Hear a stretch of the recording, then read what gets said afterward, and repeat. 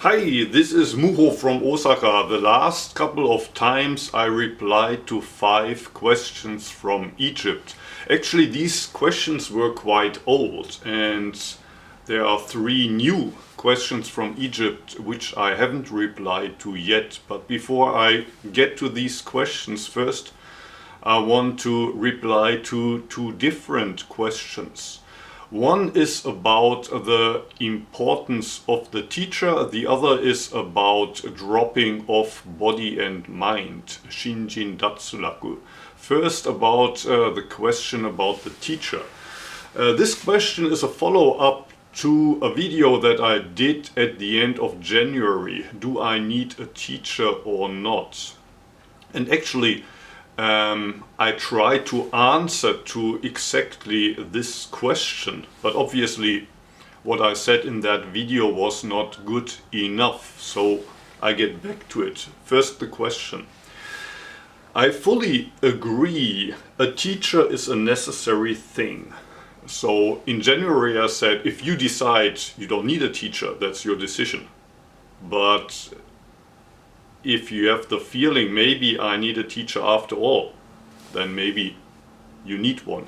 Especially, or at least for myself, I can say in my case, a teacher was necessary to burst that bubble that you live in. My practice, my idea of Buddhism. You need a teacher to burst that bubble, although that can hurt, of course.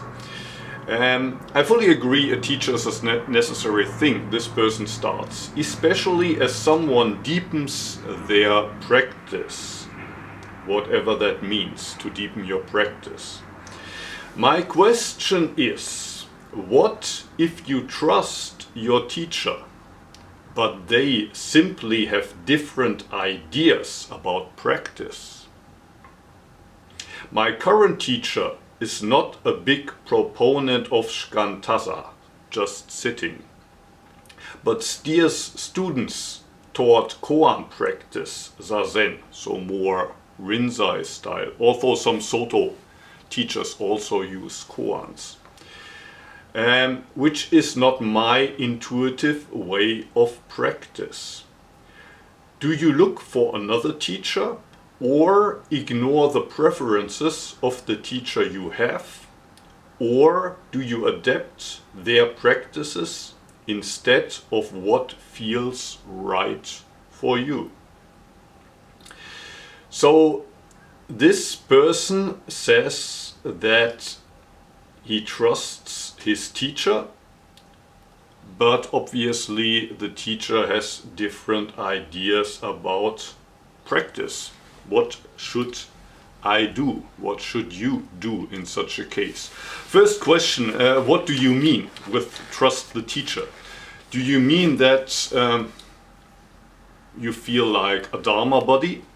You generally like most of his ideas, and you appreciate that he's managing the dojo, the Zazen group that you like to attend? So you appreciate the possibility to go there several times a week maybe, or once or twice a month. But that's as far as it goes. And when it comes to practice, some of the things that the teacher says make sense, but other things make less sense. So now you're worrying, should I follow my own ideas at the end of the day? Do I follow my own ideas, or am I supposed to give up my own ideas and follow the teacher? Or is there maybe some kind of middle way and I make a certain compromise from time to time, or maybe I adapt the words of the teacher and make them fit with my own ideas? What should I do? And again, my question, what does trusting the teacher mean in the first place? If at the end of the day you decide to trust your own ideas, I wouldn't say that you trust the teacher. If at the end of the day you trust your own ideas and only accept the ideas of your teacher when they fit with your own ideas, then you don't need a teacher. You don't call that trusting the teacher. In that case, you can also sit by yourself. You have a teacher exactly to tell you all those things that contradict your ideas. That's what I mean when I say burst the bubble. The teacher is there to destroy that bubble of your ideas. So if you adapt the words of the teacher to your own ideas, then there's no teaching anymore. Of course, that doesn't mean that you follow the teacher unconditionally. And if you decide that teacher is really going into a strange direction, that's not my way of practice. You can change the teacher.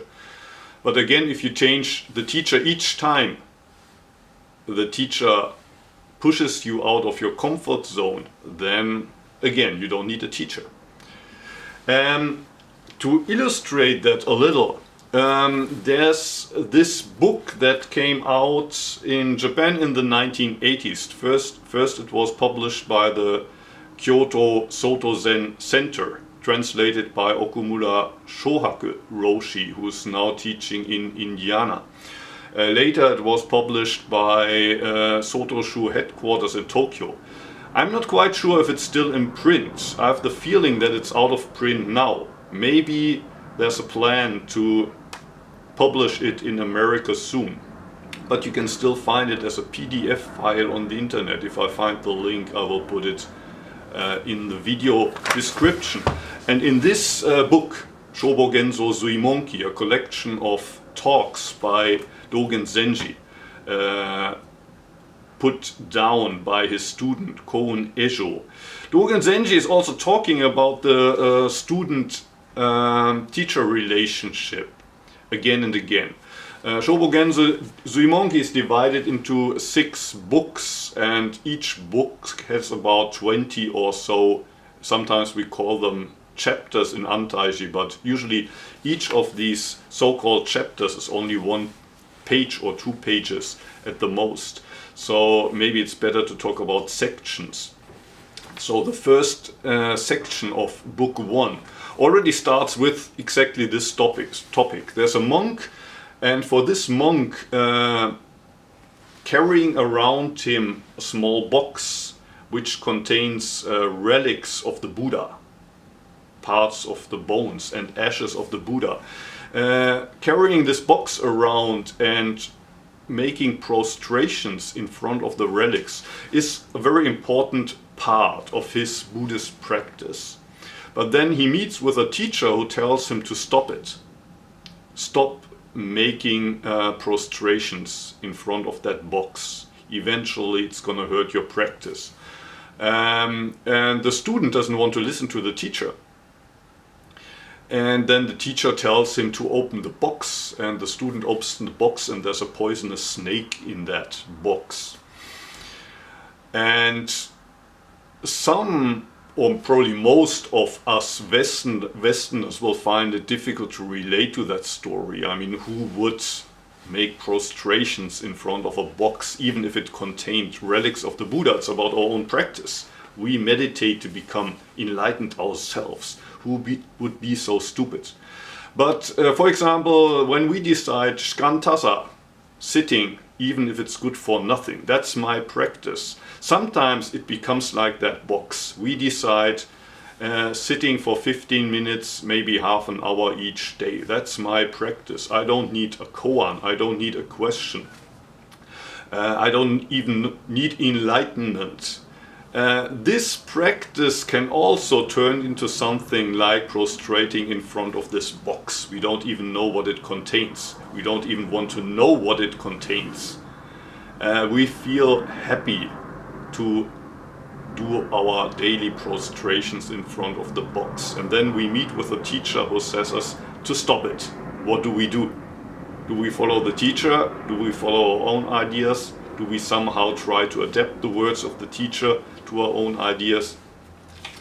And Dogen Zenji himself at the end of this section writes, since being the Buddha's child is following the Buddha's teachings and reaching Buddhahood directly, we must devote ourselves to following the teaching and put all our efforts into the practice of the way.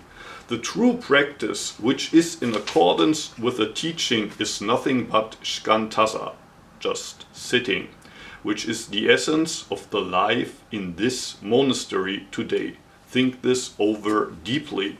So for most of us, it's probably easy to accept that sitting is more important than doing prostrations in front of a box. But as I said, sometimes we turn this idea of just sitting into our own personal box and we start making prostrations. And the teacher sometimes can be a good teacher if he tells you, stop just sitting. You pretend to be just sitting, but you're not just sitting.